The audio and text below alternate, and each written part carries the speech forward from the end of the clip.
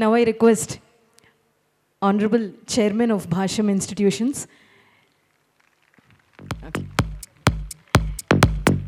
Sri Ramakrishna sir, to please address.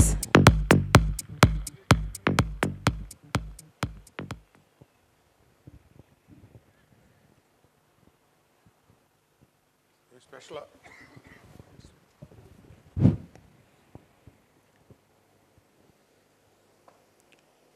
Hanumantharao చెప్పినట్టు ఇప్పుడు గెస్ట్లు ఎవరు అర్థం కావట్లేదు. ఇక్కడ గెస్ట్లు ఎవరైనా మన రెడ్డి అన్న గెస్ట్ అంటే ఆయన రోజు కనపడుతూ ఉంటాడు.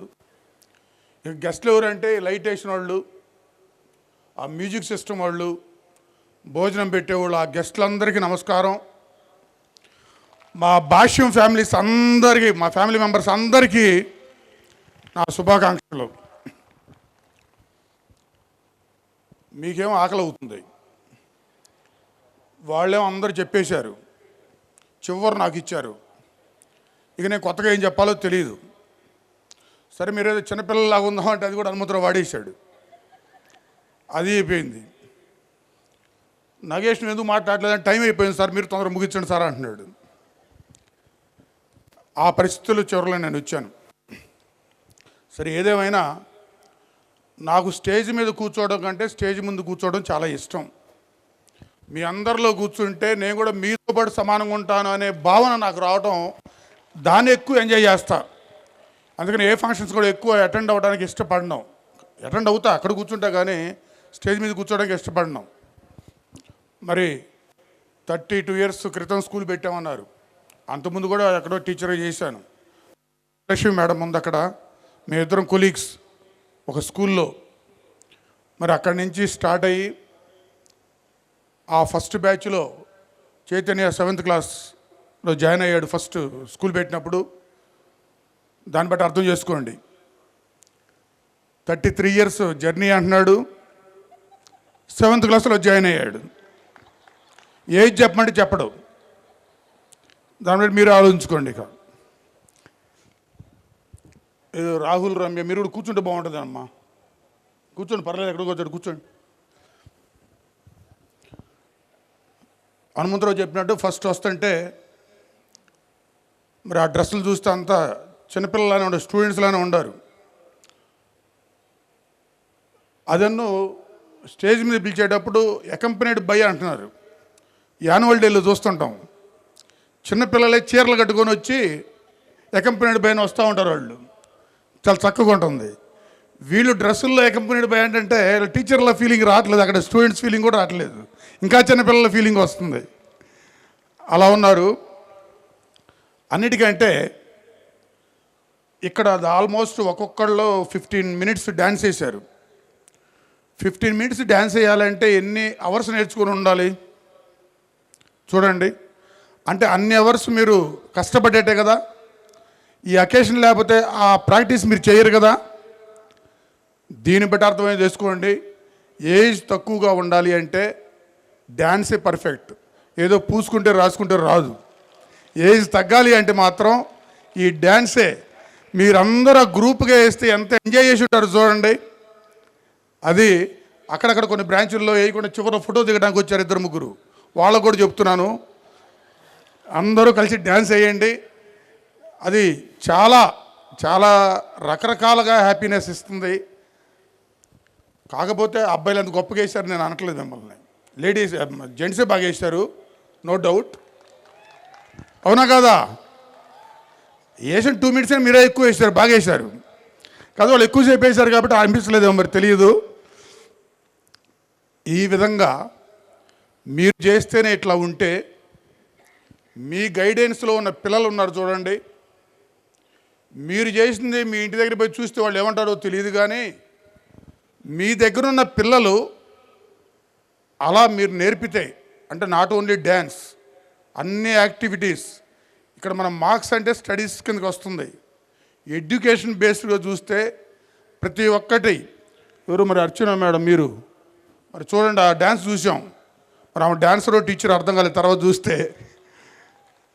అలా అట్లా స్టూడెంట్స్కి మనం నేర్పి కనుక ఇంటికి పంపిస్తే, ఆ పేరెంట్స్ ముందు వాళ్ళు ఆ ఆర్ట్ని ఎగ్జిబిట్ చేస్తే పేరెంట్ హ్యాపీనెస్ చూడండి ఎట్లా ఉంటుందో.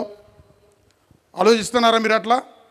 అది నాట్ ఓన్లీ స్టడీస్, అన్ని రకాలుగా ఆ స్టూడెంట్లో ఏ ఆర్ట్ అయితే ఉందో దాన్ని బయటికి తీసి మనం కనుక బాగా ప్రిపేర్ చేయగలిగితే అది వాళ్ళ పేరెంట్స్ ముందు కనీసం, అంటే సొసైటీలో చేస్తారనుకోండి, పేరెంట్స్ ముందు చేస్తే ఆ పేరెంట్స్ పొందే ఆనందం చూడండి. అది మన మోటో మొదటి నుంచి చెప్తుంది. పేరెంట్స్ సాటిస్ఫాక్షన్, స్టూడెంట్స్ సక్సెస్ అనేది మన మోటో చెప్తున్నాం. అందుకని ప్రతి పేరెంట్ సాటిస్ఫై అవ్వాలి. అంటే మీరు ఈ పూట మీరు చేసిన దానికి మనం ఈ అకేషన్ కోసం కొన్ని అవర్స్ నేర్చుకొని చేసిందే, కానీ స్టూడెంట్స్ మనకి ఇయర్స్ మన దగ్గర, వాళ్ళందరినీ మనం తయారు చేస్తే మరి అది మనం ఆ పేరెంట్స్కి ఇచ్చే గిఫ్ట్ లాగా కానీ మీరు ఫీల్ అయితే ఇంకా బాగుంటుందని నేను అనుకుంటున్నా. అట్లాగే మరి మా మిత్రుడు వీరేంద్ర చౌదరి మరి మార్క్స్ గురించి చెప్పారు, 600కి 600 అని. ప్రతి ఇయర్ హైయెస్ట్ రావాలని కోరుకుంటాం, పక్కన రావద్దు అని మనం అనుకోం, మనకు రావాలని మాత్రం కోరుకుంటాం. అట్లా స్కూల్ పెట్టిన దగ్గర నుంచి 500 వస్తే చాలు అనుకునేవాళ్ళం. ఇంకా వాళ్ళకి గుర్తుందో లేదో, 500 వస్తే 5000 అని ఆశ పెట్టేవాళ్ళం. నిజంగా ఇచ్చాం. కొన్ని రోజుల తర్వాత మన టర్న్ ఓవర్ సరిపోవట్లేదు ఆ డబ్బులు ఇవ్వడానికి, దాంతో ఆపి 500 కాదు హైయెస్ట్ వస్తే ఇంకా బాగుంటుందని ఫీల్ అయ్యేవాళ్ళం. అప్పుడు స్టేట్ సెకండ్ అనో థర్డ్ అని ఏదో ఒక మార్కు వస్తూ ఉండేది. ఒక 2005 ఇయర్, మరి ఎంతమంది ఉన్నారో అప్పుడు దీంట్లో అప్పుడు తెలియదు, కానీ 2005లో కూకట్పల్లి బ్రాంచ్ నుంచి ఇక్కడే కంబైన్డ్ స్టేట్, అప్పుడు స్టేట్ ఫస్ట్ సెకండ్ రెండు ఒకే బ్రాంచ్కి మన బ్రాంచ్లోనే మన కూకట్పల్లిలోనే వచ్చింది. అప్పుడు పొందిన ఆనందం మళ్ళీ 20 ఏళ్ల తర్వాత ఈ 2025లో కాకినాడ నుంచి ఒక అమ్మాయి 600కి 600 చెప్పాడు. చూడండి, ఇక చెప్పడానికి ఏమి లేదు. ఇక మా ఫ్రెండ్ ఒకడు ఫోన్ చేశాడు, ఇది కూడా మీరు చేస్తే మరి ఆ సాకేత్రి అనౌన్స్ చేస్తారు కదా, వాళ్ళు ఏం చేయాలి రేపు పొద్దున? కనీసం 600 కూడా మిగిలించలేదు మీరు. ఆ నేషనల్ వైడ్ ర్యాంకులు వస్తున్నాయి ఎటు ఓకే, కనీసం ఈ 10th క్లాస్లోనే 600 కూడా మీరే సాధించేస్తే ఆ పిల్లగాడికి ఏం మిగులుస్తున్నారు మీరని. సిబిఎస్ఈ వాళ్ళు చాలామంది ఉన్నారు, వాళ్ళ రిజల్ట్ రావాల్సింది ఇంకా గొప్పవి ఉన్నాయి. ఆ గొప్ప రిజల్ట్స్లో పార్టిసిపేట్ చేస్తారని చెప్పి అతను చెప్పడం జరిగింది. వాళ్ళు 600 తెచ్చుకోవడం ఏంటి ఆంధ్రాలో, అది కూడా స్టేట్ సిలబస్లో. మనం ఇక్కడ చూసుకొని ఆ గోలానో చేసుకుంటున్నాం. చూడండి ఎంత అదృష్టం మనకి. వాళ్ళు ర్యాంకు తెచ్చుకుంటే మనం పండుగ చేసుకుంటున్నాం ఇక్కడ. అంటే చైతన్య అయింది, వాళ్ళు రిజల్ట్ వచ్చే లోపల ఎటు 600 రావునా, అంతేగా తెలంగాణలో ఎటు 600 రావు, మళ్ళీ దానికంటే బాగా వచ్చిందనే ఇట్లా చేసుకుంటున్నారు అంటారేమో అనుకునేవాడు, తెలియదు. కానీ రిజల్ట్ ముందే మీ ఫంక్షన్ అంతా పెట్టేసి మొత్తం చేస్తున్నాడో అనిపిస్తుంది. అంతేనా? ఆల్రౌండ్ డెవలప్మెంట్ అంటే చూడండి.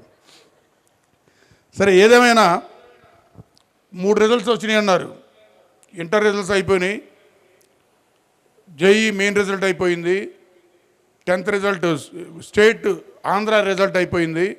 ఇంకా మిగిలిన స్టేట్ తెలంగాణ ఉంది. సరే, కాలేజీ అంటే ఏమనుకోండి, ఫైనల్గా మీ రిజల్ట్ ఉంది అంతే కదా. సిబిఎస్ఈ రిజల్ట్ మేలో ఎప్పుడు వస్తుంది, మరి అది కూడా బ్రహ్మాండంగా తెచ్చుకొని మరి 500కి 500 ఎప్పుడు గిఫ్ట్ ఇస్తారో సాకేత్కు, మరి అది కూడా వెయిట్ చేద్దాం. పాసిబుల్ ఉంటుందా? 600 వచ్చింది అనుకున్నావా? నేను మాత్రం ఆ రోజు వీళ్ళందరూ ఎంత ఎంజాయ్ చేస్తున్నారో తెలియదు, కానీ నాకు స్టన్ అయ్యా. 600 ఏంది రావటం ఏందని చెప్పాడు హనుమంతుడు చెప్పాడు. చూడండి, అన్ని సబ్జెక్టులు 100 చాలామందికి వచ్చినాయి. 100 అన్ని 100లో ఒక అమ్మాయి తెచ్చుకోవటమే అదే గొప్పతనం. దీంట్లో ఇంకోటి కూడా ఒకటి మనం అనుకున్నాం, నేను చైతన్య డిస్కస్ చేస్తున్నాం. ఇంకొక అమ్మాయికి 6 సబ్జెక్ట్స్లో అన్ని 99లు వచ్చినాయి. 6 సబ్జెక్టులు 100 తెచ్చుకోవడం ఈజీ, కానీ 6 సబ్జెక్ట్స్లో 99 తెచ్చుకోవడం పాసిబులేనా? చూడండి, అంత కెపాసిటీ ఉన్న అమ్మాయికి ఒకటన్నా 100 రాదా? కానీ అన్ని 99లు వచ్చినాయంటే చూడండి మరి ఎంత గమ్మత్తో. ఆ రికార్డు కూడా మనకే వచ్చింది. అది అసలు ఎవరు సాధించలేరు. 600 సాధించవచ్చేమో కానీ అది ఎవరు సాధించలేరు. అటువంటి మరి మహత్తరమైన ఫలితాలు మనకు వచ్చినాయి. మీరు కూడా ఆ విధంగా ఇప్పుడు మనం ఎట్లా యాక్టివిటీ పెట్టుకున్నామో, ఎట్లా ఇప్పుడు ఫ్యామిలీ అంతా కలిసి ఉన్నామో, అందరూ అంతా సొసైటీ అంతా బాగుండే విధంగా మన మనసులు ఆకాంక్షించాలి. అదేవిధంగా మన స్టూడెంట్స్ పేరెంట్స్ అందరూ కూడా వాళ్ళు కూడా మన ఫ్యామిలీ మెంబర్స్ అనుకొని వాళ్ళందరి హ్యాపీనెస్ కూడా మనం చూడాలి. ఆ చూసే విధంగా మన అందరం తయారవ్వాలని, ఆ టీచింగ్ కమ్యూనిటీ అంత గొప్పగా ఉండాలని చెప్తున్నారు. లేదో అకౌంట్స్ అసలు తెలియదని, అకౌంట్స్ నేను చూడను. నేను చూసేది ఏంటంటే స్టూడెంట్ వైజే, ఆ స్టూడెంట్ గురించి మాట్లాడటం, స్టూడెంట్ ఎంతవరకు సక్సెస్ అయ్యాడు. మీకు ఇంకా గమ్మత్తు తెలియదు, 600 అందరూ ఆనందం మోపుతారు. నేను 1 అవర్ తర్వాత ఎంతమంది ఫెయిల్ అయ్యారు తీస్తా, ఆ ఫెయిల్ ఏ బ్రాంచ్లో ఎవరెవరు ఫెయిల్ అయ్యారు చూస్తా. దానికి ఎగ్జాంపుల్ చెబుతా. మనకి ఎంత బాడీ స్టిఫ్గా ఉన్నా, అంత గట్టిగా, అంత ఆరోగ్యంగా ఉన్నా ఒక సూది పెట్టి గుచ్చితే సురుక్కుమంటదా లేదా, ఆ బాధే ఫెయిల్యూర్ అనేది. మనం ఎంత బ్రహ్మాండంగా ఉన్నా సరే, ఎంత సక్సెస్ అయినా ఆ బాధ ఉండకూడదు. ఆ బాధ ఆ పేరెంట్స్ ఎట్లా బాధపడతారో చూడండి. అందరూ పండగ చేసుకుంటుంటే వాళ్ళు ఒక్కళ్ళే అయ్యో అనుకుంటుంటారు. అటువంటిది కూడా ఉండకుండా, సిబిఎస్ఈలో దాదాపు ఉండదు ఇది చెప్తున్నా, నాకు తెలుసు. అది సిబిఎస్ఈలో అసలు ఆల్మోస్ట్ ఉండదు. జరిగిన దానికి చెప్తున్నా నేను. అటువంటి ఆ నెగిటివ్స్ కూడా రాకుండా చక్కగా ఉండాలని మరి చేస్తున్నాం. మరి వీళ్ళు అర్చన మేడం కానీ, సుష్మా మహతి గారు, మరి మా నగేష్, మరి అందరూ, రాహుల్, రమ్య, వీళ్ళందరూ కూడా మరి ఇంత చక్కగా ఆర్గనైజ్ చేసి దీన్ని సక్సెస్ చేయడానికి వాళ్ళ పాత్ర కూడా ఉంది. కాబట్టి వాళ్ళకు కూడా నా ధన్యవాదాలు తెలియజేస్తూ మరి నెక్స్ట్ గాలాలో ఇంకా బ్రహ్మాండంగా, ఇంకా ఉత్తేజంగా, చక్కగా అందరూ ఎవరైతే పార్టిసిపేట్ చేయలేదో వాళ్ళు కనీసం 2 నెలలు ప్రాక్టీస్ చేసి అందరూ అంతకంటే బ్రహ్మాండంగా ఇక్కడ మరి మీ ప్రోగ్రాం ఇవ్వాలని ఆశిస్తున్నా నేను. మరి ఈరోజు దీన్ని ఇంత సక్సెస్ఫుల్గా జరిపిన మీ అందరికి కూడా నా ధన్యవాదాలు తెలియజేస్తూ, మరి ఇటువంటి గొప్ప అవకాశాలలో మమ్మల్ని కూడా పార్టిసిపేట్ చేస్తున్నందుకు మరొకసారి అందరికీ, ఈ ఆర్గనైజర్ మొత్తానికి థ్యాంక్ చెప్తూ ముగిస్తున్నాను. Thank you.